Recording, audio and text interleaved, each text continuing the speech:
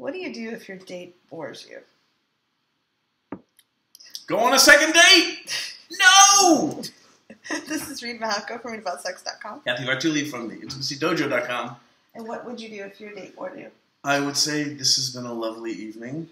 In the middle of a soup course? Or? Yeah, I'm like, I think I've determined that I don't want to continue this date, nor would I like to have a second one. Mm-hmm. So rather than waste each other's time, would you like to call the game early? Yeah, that's much nicer for you than some of the things where I just felt like I had to go to the end of the date and then not go out again. And why did you feel like you had to go, complete the date? Well, I know people have busy lives and scheduling, and I feel like they wanted to get out and have a good time. Mm-hmm. And you are a good time. Thank you. And I have tried to be entertaining, but sometimes it's like I'd say something and there's no volley back, and just like after 30 minutes of that, it's like so you're just throwing frisbees into the dark. Yeah, or throwing them back, or I start hitting on the waitress, or it's really painful. Yeah. But I was also raised to be super polite. Like, you would never leave in the middle of a meal. So let me ask you this question, and you at home ask yourselves these questions. If you were on a date and the other person realized that they wanted, that you two weren't a good match, whether it was boring or whatever, right? Because mm-hmm. somebody could be like the life of the party and you're still like, I'm not into it. Mm-hmm. So for whatever the reason, how would you like them to communicate to you? Or would you feel better if they just finished the date with you?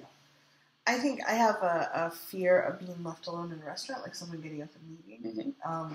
Like with the food in front of us. So either I would want to leave together, like not be left at the table, or like, hey, this isn't going really well, but let's just finish this course and let's leave, kind of thing. Mm-hmm. Would be more acceptable than just like, hey, this isn't working. I know that there's an entree coming, but bye. So yeah, I tend to need. I was raised to be like super polite and ask if you can leave the table, kind of thing. Mm-hmm. And so, has that being super polite helped you in your dating? No, I think it actually gets in the way of a lot of stuff, but I'm glad that I have the skills to be polite. And since I wouldn't want to be left in the middle of a meal, there's a certain shaming feel about it. I can tolerate boredom for another 20 minutes, kind of thing. Okay. And would you rather that person tell you that they're going to tolerate the next 20 minutes? Like, I'm geeking out on this. I mean, I have thoughts and ideas and advice, but I'm usually not always right. Yeah. I think I would like to know, but I know a lot of people aren't quite as direct as I learned to be. Here's my advice. Before you go on the date, have the person watch this video, because now you have the video, and be like, hey, if we somehow realize that the date should end before it's ended, mm-hmm.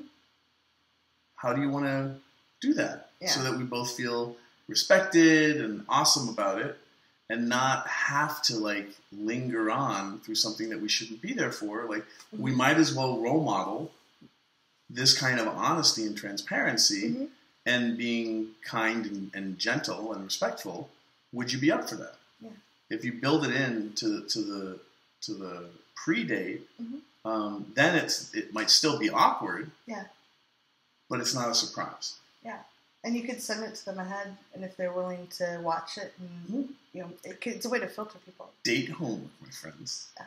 Courtesy of Cathy Vartuli and Reid Mihalko. So you could do it that way. I don't know. I mean, I think you can be polite and still deliver tough news. Yeah. And if people don't handle news like being honest and transparent, even if it's a little bit clunky, we don't handle it well. It's not a good person to date.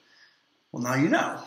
I think it's much better to use your words rather than pulling the fire extinguisher or fire alarm, or pretending to choke on a breadstick. Oh. I contemplated it one date. Really? Wow. Yeah. I didn't make it glue. Please leave comments below. We'd love to know what you think, and what would be an effective way for people to tell you, and how would you like to tell people? Or would you stay to the end? Stay to the end of the video. Bye. Thanks for tuning in, Sex Geek. If you would like to continue with the brain sex, do me a favor and click subscribe right here. If you'd like to watch me on social media, that's where you're going to go. Next video, maybe? And if you really would like your own Sex Geek t-shirt, please click right here, right now. Boop.